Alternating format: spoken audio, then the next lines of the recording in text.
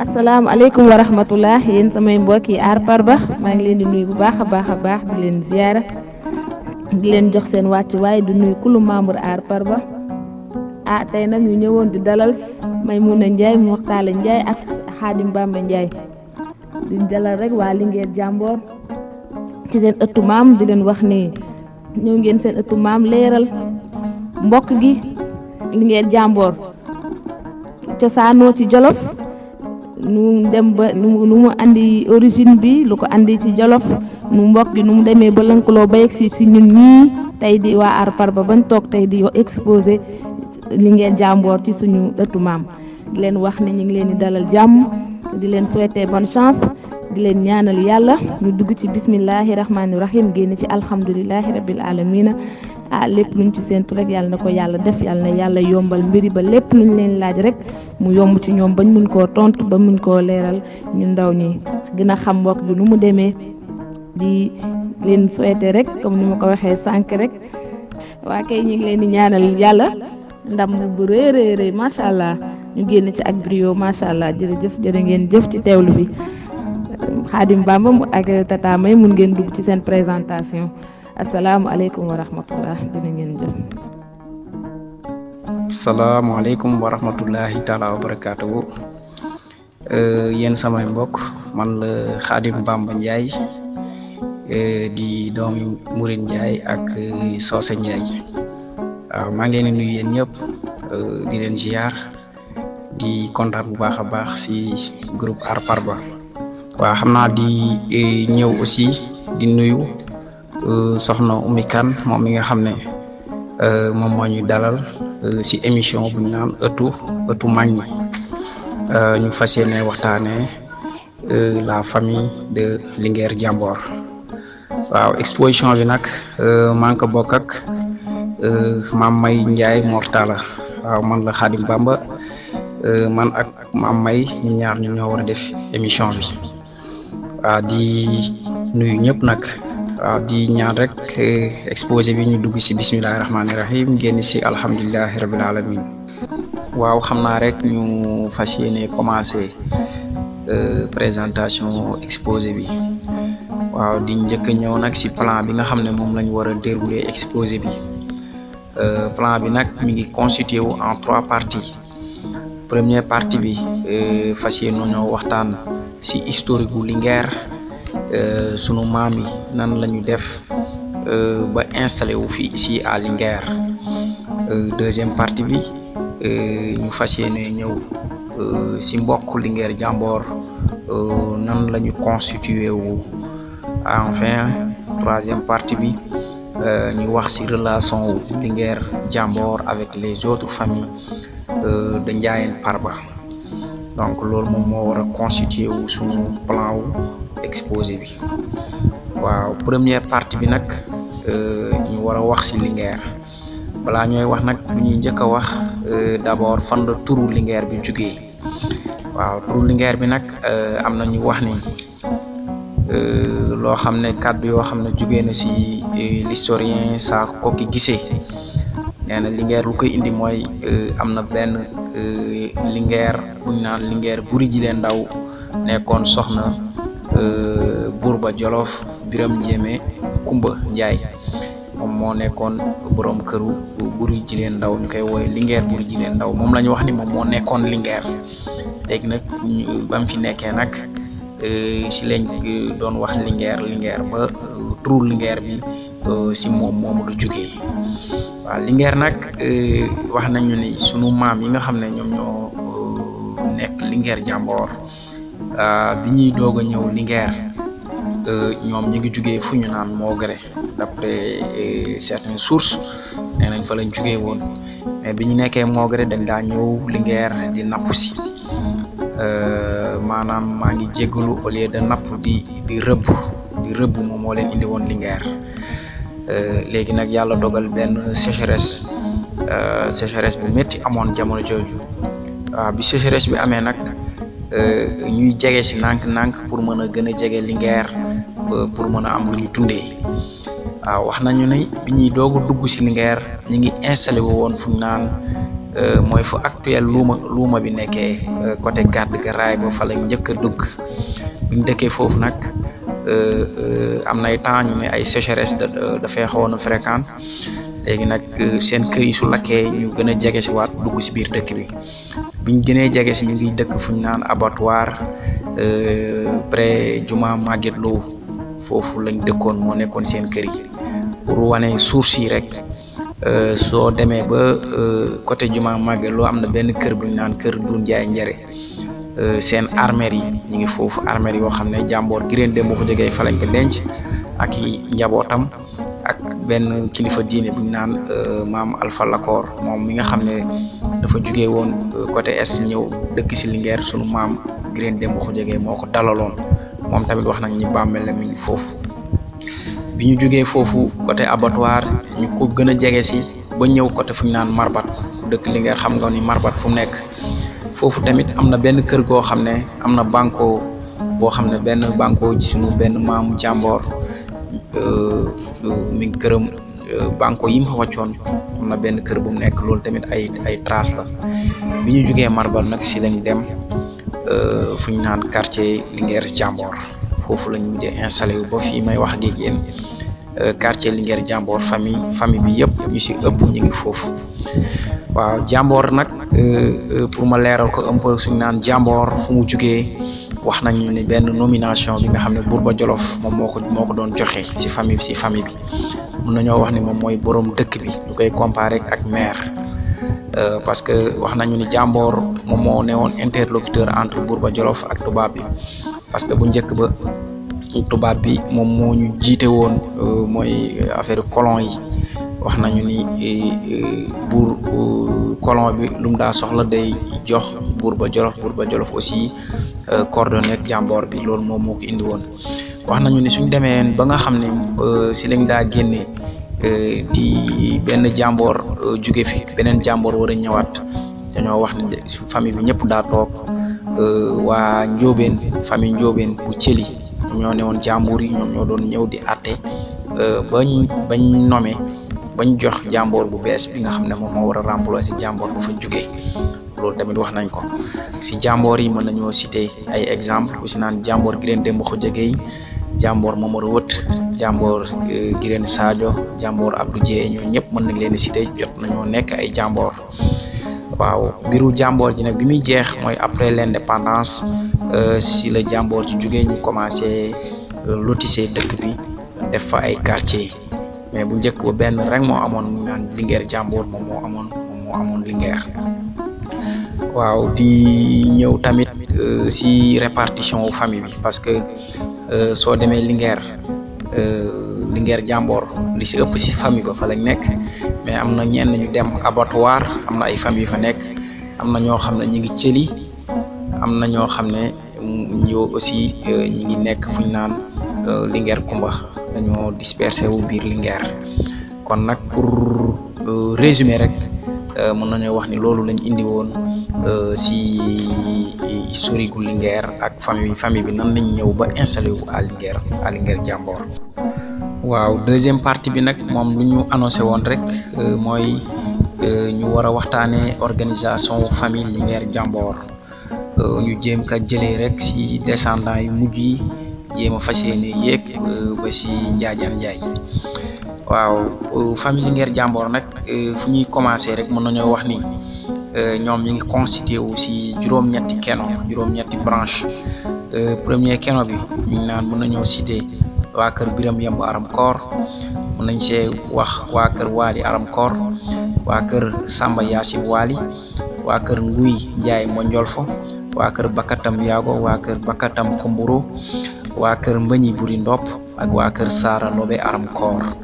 donc juróom-ñett famille yi ñoom ñoo constitué wu waa Linguère jàmboor juróom-ñetti famille yi nag kuñ naan Guirène Demba Jigéen Njaay moom mooy seen waajur Guirène Demba Jigéen Njaay mi ngi jugee si kuñ naan Mbañ Jëbel Nguy Njaay kuñ naan si tax Pendum Saar moo ko jur si tax Pendum Saar kuñ naan Guirène Maram Gueye Njaay moo ko jur Guirène Maram Gueye Njaay kuñ naan Lat Mbore Yaago Tase Buri Jileen kuñ naan Biram Njéeme Kumba le grand ou l'empereur du Jolof moom moo ko jur Biram Njéeme Kumba moom tamit kuñ naan Bukar Biige Sanguleen moom moo ko jur. Bukar Biige Sanguleen Biram Kura Kan. Biram Kura Kan kuñ naan Tase Daaguleen. Tase Daaguleen Biram Njéeme Eleer. Biram Njéeme Eleer Jileen Mbañ Leyti. Jileen Mbañ Leyti Leyti Cukkili. Leyti Cukkili kuñ naan Cukkili Njiglaan. Cukkili Njiglaan kuñ naan Njiglaan Sare. Njiglaan Sare Sare Njaajaan. Sare Njaajaan kuñ naan Njaajaan Njaay. donc lii nii moo leen limal mooy moo constitué wu Linguère Jamboor. ñun nag xam naa si wàllu exposé bi dañuy jéem a rek insister si ñaari famille yi nga xam ne ñun ñii bokk Njaayeen Farba fa lañ bokk ku si mel man mi di wax ak yéen muy Xaadim Bamba Njaay maa ngi bokk si famille Mbañi Buri Ndopp Njaay kuñ naan soxna Maam May Mortala mi ngi bokk si famille Saara Lobe Aram Koor en même temps bokk si famille Mbañi Buri Ndopp Njaay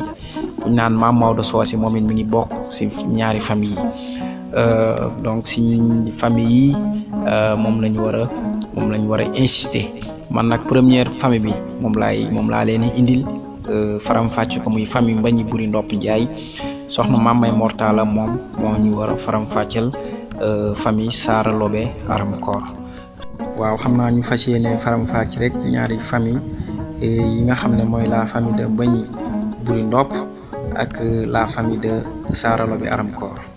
waaw Mbañi Buri Ndopp moom nag mi nga xam ne moo nekk le fils aîné de Giréen Demba Jigéen Ceex Njaay moom wax nañu ni dem na fu ñu naan Geeneen jël fa soxna kuñ naan Xujje Gay Ndaw ñu am si kuñ naan Giréen Demba Xujje Gay Njaay am si Makodd Xujje Gay Njaay am si Lankodd Xujje Gay Njaay am si Babacar Xujje Gay Njaay. Giréen Demba Xujje Gay Njaay moom moo jël kuñ naan Kumba Jombos ñu am si kuñ naan Momar Njaay di Jamboor Wët di sama maam ak kuñ naan Yaasin Njaay. mu amaat beneen soxna buñ naan Wuli Njar ñu am si kuñ naan Saane Wuli Njaay am si kuñ naan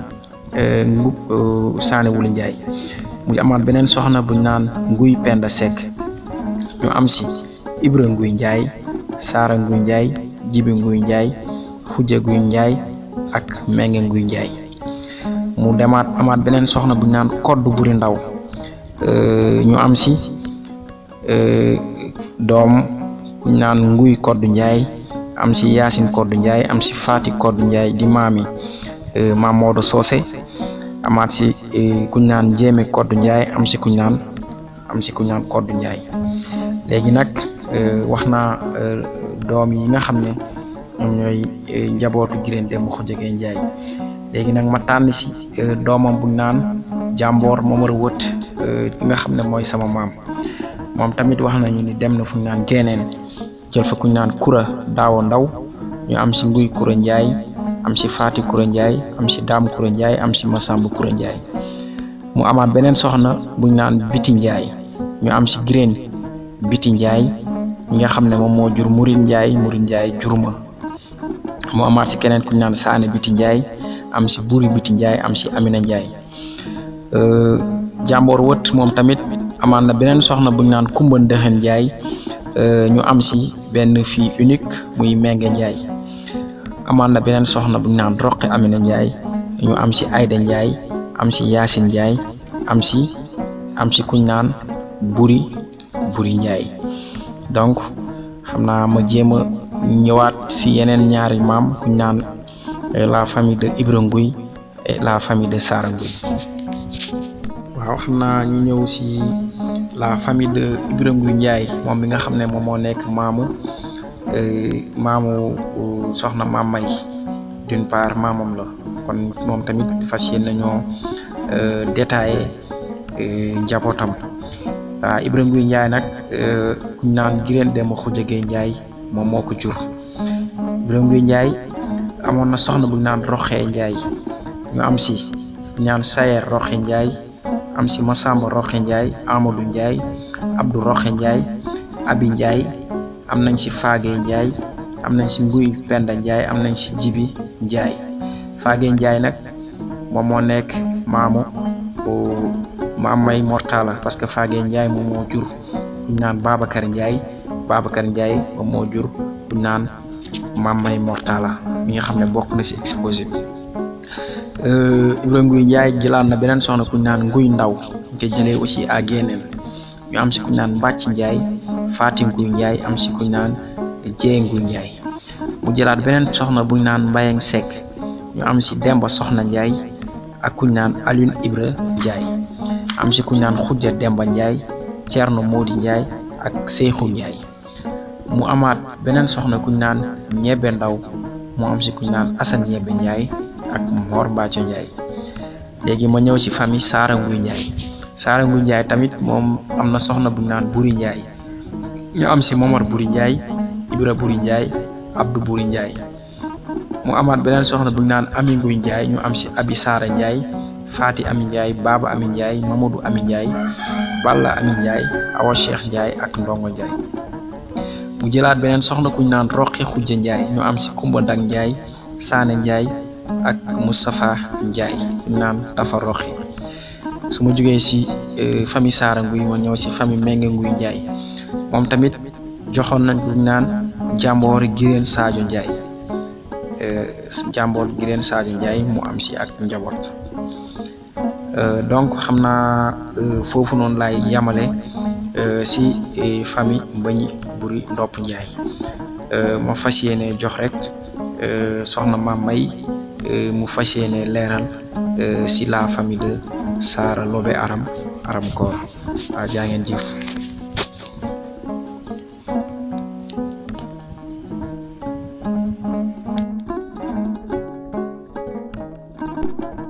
asalaamaaleykum wa rahmatullah waa Arparba maa ngi nuyu ku si nekk si sa tur ak si sa sant man la Maymuna bu Mortala Ndiaye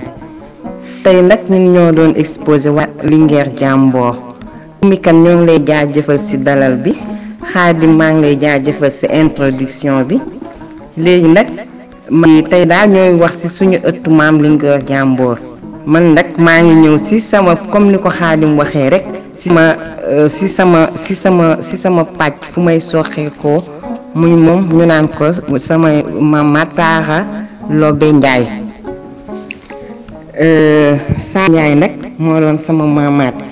moom amoon na juróomi doom am na doom bu tudd Ngaak am na doom bu tudd Nguy Aram am na doom bu tudd Jàmboor Gireen Sadio am na ku tudd Jéegi Sadio am tudd Leyti Aram man nag ci samay maam Saara Soxna mooy sama maam ñooñu Soxna Njaay mooy seen yaay Saara Soxna moom sama maam Saara Soxna amoon na ñeenti soxna ku njëkk ki ñu ngi ko doon wax Kuma Ndikkan keneen ki ñu koy wax Jéegi Njaay keneen ki ñu koy wax Caan Njaay keneen ki nag fi ma soxee ko ñu koy wax Faagey Njaay Kumba dëkk moom benn doom rek la am mu tudd Xadi Njaay muy sama bàjjan Xadi moom mi ngi Ndar moom elle était fille unique moom d'ailleurs sama rakk bi ñu doon takk moom sax lañ ko tuddee moom benn doom rek la am doom bi mi ngi tudd Faat Li sama maam Jéegi moom tamit moo jur sama papa Jibi si Thiès papa Ousmane si Linguère papa Gallo ci Linguère Gallo Jéegi ku dégg tur war nga ko xam ak Ibrahima Jéegi ak Jaara Jéegi ak bàjjen Faatu Koura Ndiaye ak Nguy Ndiaye ak bàjjen Mbayang maam Jéegee leen jox sama beneen maam bi di nekk maam Caan tamit am na doom bu ñuy ne Menge ak kuñ naan Saane moo jur Nguy jabaru Maal ak kuñ naan ummi moom mooy jabaru maam Petit Ndiaye ak kuñ naan Daam tonton Daam moo nekkoon jëkkëru Umpaañ Say Gueye moom dafa gaañu ma ñëw nag ci sama maam Faagey sama waajooru papa sama maam Faagey amoon na doom yu tudd kuñ naan Jogob Njaay moo doon caat dafa gaañu ak kuñ naan Soxna Njaay sama bàjjan Soxna moo ngi dëkkoon Pikine ak sama bàjjan Yaasin Faagey moo jabaru maam Abdou mi ngi ci Linguère ak sama bàjjan Sofi Njaay moom mooy jabaru maam Pape Kumba Diouf ki gaañu samedi bële rek Linguère ak kuñ naan Moustapha tam xam naa moom nit yi duñ ko xam moom Thiès Diourbel la basé woon moom jëloon na sax Tante Fatou Gueye ak kuñ naan Mor Tend tamit ku ko dégg war nga ko xam képp ku nekk Linguère rek war nga xam Mor Tend Njaay il fut directeur d'école à Linguère. après nag ñu ñëw si Babacar Ndiaye nag moom mooy sama waajur mooy ki ma jur waaw léegi nag ma ñëwaat rek si mbokki famille gi di wax ne rek man sama yaay mooy sama papa mooy sama yaay parce que dañoo jaxasoo Baba Soxna moo jur sama yaay Saara Soxna moo jur sama papa ñoom ñaar ñoo bokk ndey ak baay Soxna Njaay mooy seen yaay d'ailleurs Baba Soxna sama papaay yaay moom lañ tuddee sama papa muy Babacar Njaay loolu moom yàgg na ci famille Jolof sama tante yu bari suñ demee ba Cees tamit sama tante jéegi noonu la sëyee moo papa Jibi seen ñaari papa yi ñoo bokk ndey ak baay ñoo ñëpp mooy famille Baba Soxna ak Saara Soxna dañ doon jëlante ci seen biir au temps loolu boobu précision rek laa nga indi.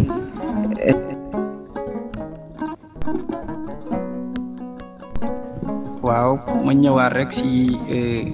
Mamay parti Mamay dama waxoon ni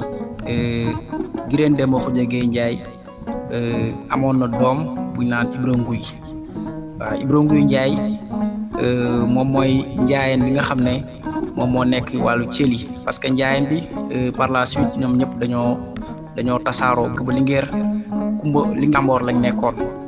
léegi nag après l'indépendance bi ñu defee lotissement yi ñoom si la yenn famille jugee Linguère Njàmboor yi dem abattoir benn partie bi dem Thiely waxoon naa ni Ibra Nguy Ndiaye ñoom seen waajur mi ngi tudd Nguy Seck soxna Nguy Seck mi jugee woon Kajoor kooku moom moo seen waajur léegi Ibra Nguy Ndiaye boobu mi nga xam ne ak Saara Nguy Ndiaye ñoom njaayeenu Thiely bi ñoom ñëpp foofu lañ bokk Ibra Nguy Ndiaye amoon na doom bu ñu naan Sayer Roxe Ndiaye yaakaar naa ni mag ñi xam nañ ko moom mooy waajur Ibrahima Sayer Ndiaye Mor Sayer Fan Ndiaye Paya ensuite Abdou Roxi moom moo nekk waajuru Fati Abdou moom moo nekk waajuru Ali Nguy Ndiaye ministre waaye waajuru mi ngi tudd Fati Abdou doomu Abdou Roxe muy Ibra Nguy ensuite moo jur kuñ naan Fagey parce que Fagey Ndiaye waajuram Fagey Ndiaye dafa bokk ci famille Gireen Demba Khoudia Gueye dafa bokk aussi ci famille Ibra Nguy Fagey Ndiaye moom la maam may waxoon mooy waajuru Yacine Fagey Mor Tenda Babacar ak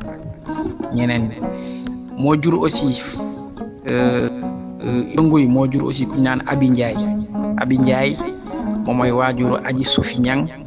Habib Niang mooy père de Awa Niang jabaru Moussa Ndiaye bu maam Abdou waajuram mi ngi tudd Habib Niang naan Abi Ndiaye moo ko jur kon gis nañ ni moom bokk na ci famille bi kuñ moo jur aussi kuñ naan Nguy Ndiaye moom mooy waajuru Ablaye Nguy moo jur aussi kuñ naan Fati Khoudia mooy waajuru Xaali Ndiaye Khady Jama Ndiaye mère Khady Jama bu Diallo Ray waajuru ñoon Moussa Kolobane kooku kuñ naan Khady Jama Ndiaye moo leen jur Khady Jama Ndiaye Fati Khoudia nekk doomu Ibra Nguy waaw amoon na it beneen soxna bu tudd Buri Njéeme ñaa mu jur ku Mor Mbaaco mooy waajuru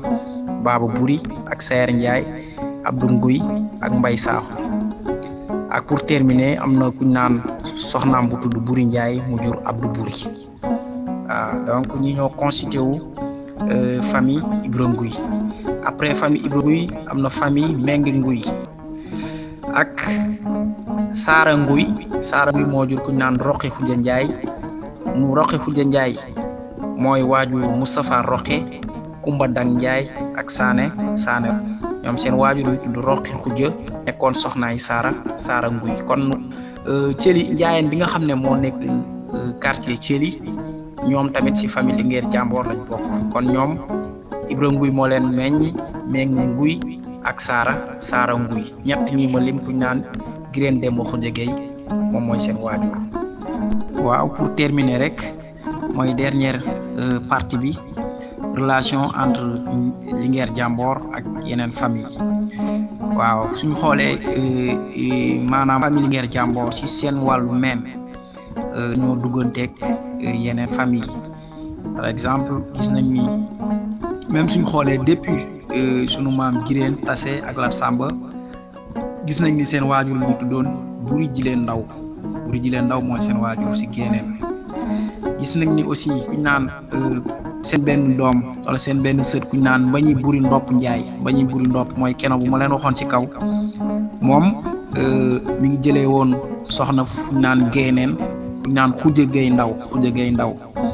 léegi Xuja Gay Ndaw moom moo juróon kuñ naan Gireen Demba Xuja Gay, Lan Kodd Xuja Gay ak Babacar Xuja Gay. kon ñoom seen wàllu meen ñu ngi bokk Géeneen. ensuite gis nañ ni Momar Ndiaye wët mooy sama maam Jàmboor Momar wët moom it loon na benn soxna ci famille ci Géeneen kuñ naan Kura Daawa Ndaw. moom tamit à chaque fois dañuy gis ni seen wa soxna yëpp ñu ngi koy jëlee fuñ naan Géeneen. ak naan Babacar Sané Ndiaye moom it moom moo ne woon doomu sunu maam Sané Wuli moom it mi ngi jëlee sunu fuñ naan Géen suñu naan Tikke Ndaw. même sunu maam Ibrahima Guy Ndiaye moom it mi ngi jëlee soxna fuñ naan à Géeneen ak Ñebbe Ndaw. ñoom ñaar ñëpp Géeneen la leen jëlee. kon gis nañ ni fii Linguère Jamboor dañoo jaxasoog la famille Ndaw mooy à Géeneen si côté meen chaque fois dafay dugg si biir Géeneen. si côté ñangeen bi aussi gis nañ ni waa Linguère Jamboor am na ñoom it doon nañ jël soxna si waa famille ñang famille Dundooji. waaw parce que am na suñu benn maam bu tudd maam Baara Ñaa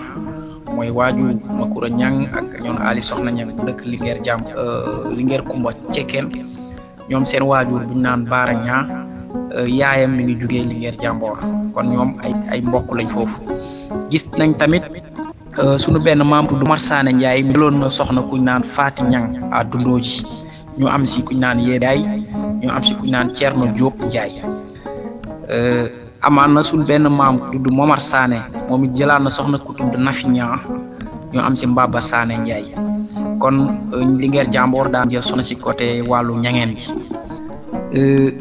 si wàllu Lekor aussi parce que yàlla dogal na ni une partie de la famille de Linguère Jamboor mooy waa famille Ibra Nguy Saara Nguy ak Menga Nguy ñoom ñi ngi installé woon à Thiely. ñoom tamit duñ fa fekkee ci famille Njoobeen bi wala famille Lakor bi ñoom doon nañ fa jëlante wàllu soxna. mën nañ si joxe benn exemple rek sunu waajur Abdou Fadam Ndiaye moom amoon na soxna bu tudd Ami Lakor. seen am nañ si benn doom am nañ ay doom yu tudd comme Serigne Tawa Ndiaye am nañ si Seexu Amina Ndiaye am nañ si aussi Mor Seen Ndiaye.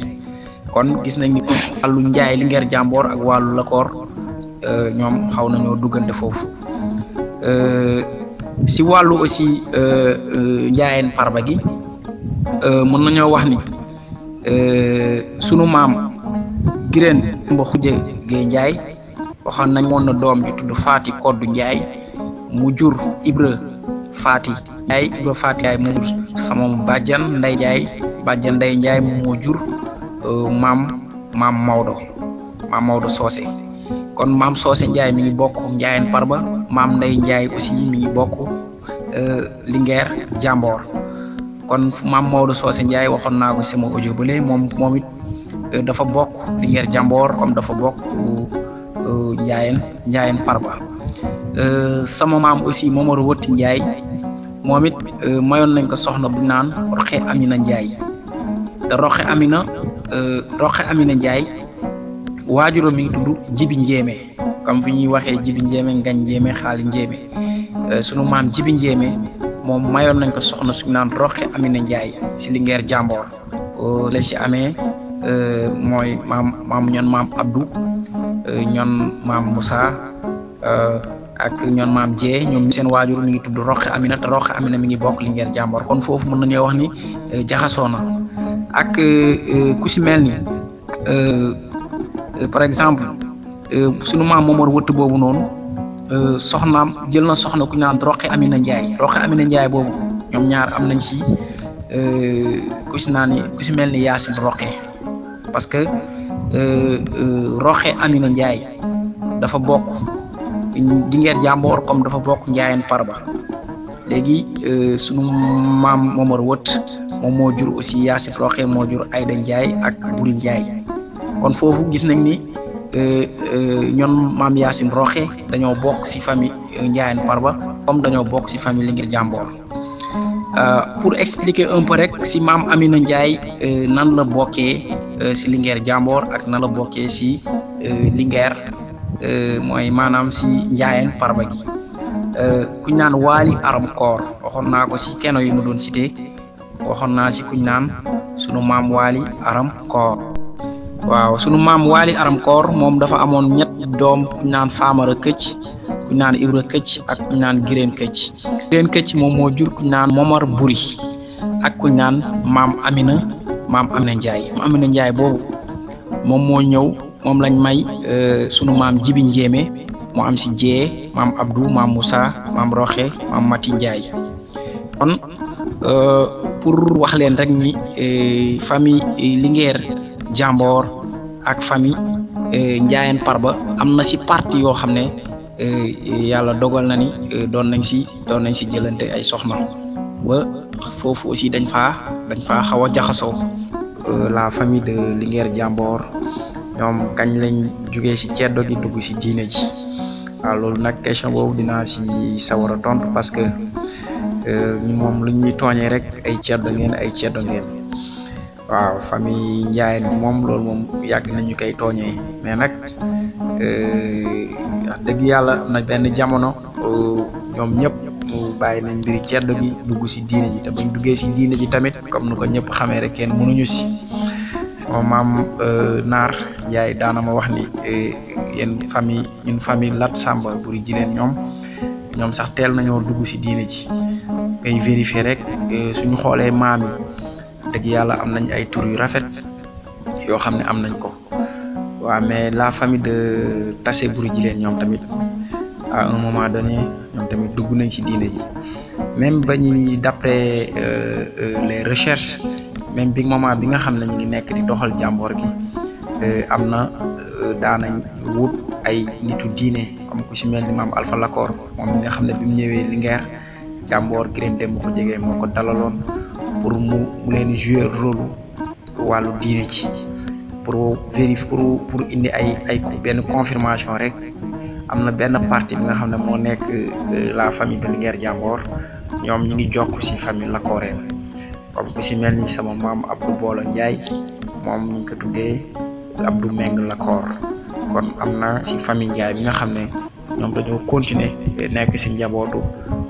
famille Lakor mais nag d'une autre partie suñu maam Jamboor Momar Wët moom tamit wax nañu ni régné na ci Jamboor ji pendant lu jege 40 ans mais dafa xëy benn jour mu démissionné ci wàllu Jamboor gi fas yéene dugg ci diine ji ci la demee ci sunu benn maam benn cheikhu Serigne Touba ku naan Mor Mbaaxe Gay foofu la dem foofu la jébbalu bi mu jébbaloo nekk ab taalibeem wax nañu ni sunu maam Mor Mbaaxe Gay mës na ko booleeg ak beneen mag ñu jëlee Jolof benn xandi diw ñor yóbbul ko Serigne Touba mooy jamono ji mu nekkee Mauritanie bi ko Touba bi yóbbee Mauritanie fomaan fekk na ko fa yóbbu ko loolu kon moom tamit bi mu duggee ci diine ji wax dëgg yàlla wane na ci ak jàmbaar wax nañu ni tamit ci Linguère Jamboor defoon na fa benn mosquée bi nga xam ne ab jumaa la woon moom moo ko daa jiite sunu maam Jamboor Momar Wët Jamboor Momar Wët aussi ak Serigne Ousmane Ndiaye Jolof leeral nañ ko wax nañu ni ñoom ñaar ay cousin lañ ay doomu yëkk ak doomu wël parce que Serigne Ousmane Ndiaye kuñ naan Maalaw Nguy Ndiaye moo ko jur Jamboor Momar Wët kuñ naan Kumba Nguy Ndiaye moo ko jur te Maalaw Nguy Ndiaye ak Kumba Nguy Ndiaye ñoom ñaar ñoo bokk ndey ak baay kon ay cousin lañ Serigne Ousmane Ndiaye Jolof moom tamit à l'âge de 19 ans